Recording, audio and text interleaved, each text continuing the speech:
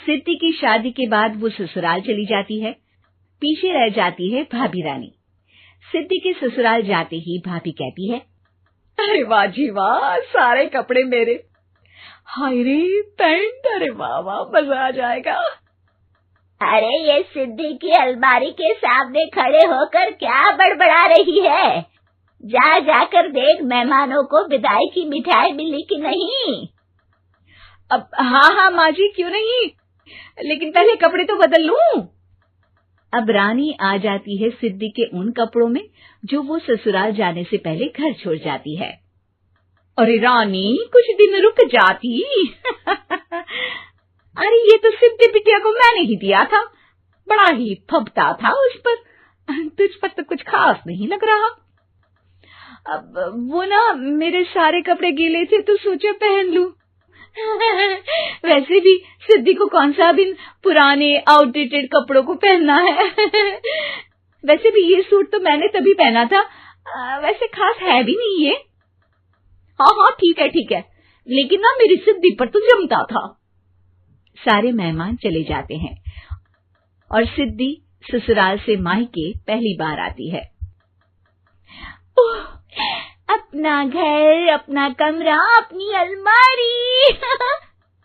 ये बोलकर जैसे ही सिद्धि अलमारी खोलती है तो सामने उसके कपड़ों की जगह कुछ और ही रखा होता है। माँ, जरा कमरे में तो आना। सास और रानी वहां पहुंच जाते हैं। रानी ने पहनी होती है सिद्धि की जींस और टी शर्ट। अरे भाभी, ये क्या? ये तो मेरी बड़ी ही महंगी टी शर्ट है, इसे आपने घर में क्यों पहनी है? अरे बहुत मिलती है दीदी ये चौक की मार्केट में, 150 में।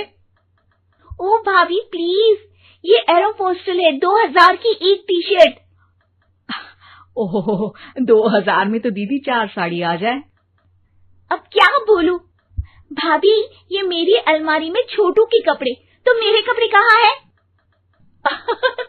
मेरी अलमारी में? अब दीदी आपको कौन से पुराने कपड़े पहनने थे? माना भाभी, लेकिन मैं जब घर आती तो यही सब पहनती ना। अरे तुम तो बड़ी कंजूस हो दीदी। खैर, वक्त आता है जब सिद्धि ससुराल के लिए रवाना हो रही होती है। अरे रानी, अंदर से सिद्धि का गिफ्ट ले आ, लड़की पहली बार ससुराल से मायके आई है। रानी अंदर जाती है और एक सिंपल सी साड़ी लेकर बाहर आ जाती है। ये लीजिए माँ जी। सास बेटी को गिफ्ट देकर ससुराल भेजती है। अगले दिन रानी एक सुंदर सी साड़ी पहनकर सामने आती है। अरे रानी, ये तो वो साड़ी है जो मैंने सिद्धि को देने के लिए दी थी जब वो ससुराल ले जाती, लेकिन ये तूने कैसे पहन ली? अरे माँ जी, ये साड़ी तो मुझे बहुत पहले से ही पसंद थी, लेकिन चिंता ना करिए, मैंने सिद्धि के लिए भी अच्छी सी साड़ी दी है। हाँ।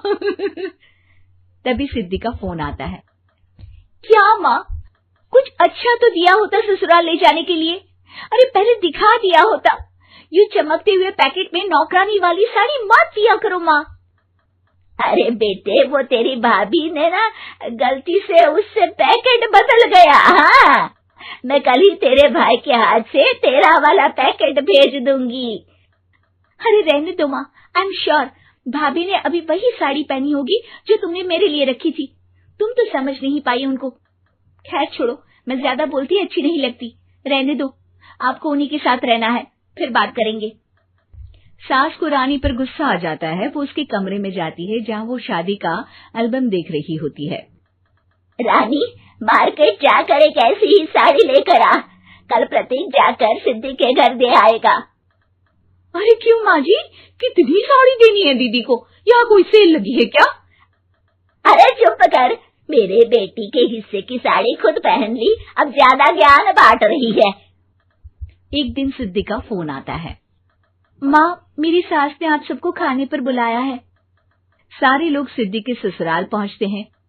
खाना खाकर वो लोग निकल रहे होते हैं कि सिद्धि की सास सभी को गिफ्ट देती है। अरे बहन जी, बेटी के घर का खाना खा लिया, यही बहुत है जो आप ऊपर से गिफ्ट भी दे रही है। अरे बहन जी, आप भी कहाँ इन बातों पर विश्वास कर रही हैं। सास सभी को गिफ्ट देती है, लेकिन रानी को जो साड़ी देती है वो अजीब सी हरे रंग की लाल रंग के बड़ी छाप वाली होती है। अरे छी, ये कौन पहनेगा? सासू माँ को तो जरी वाली इतनी सुंदर, और मेरे लिए ये नौकरानी वाली। अरे भाभी, दरअसल मैं जब भी घर आती थी आप वापसी में ऐसी ही साड़ी देती थी ना, तो माँ ने सोचा कि आपको आपकी पसंद की ही साड़ी क्यों ना दी जाए। बेचारी रानी, बोलती भी तो क्या।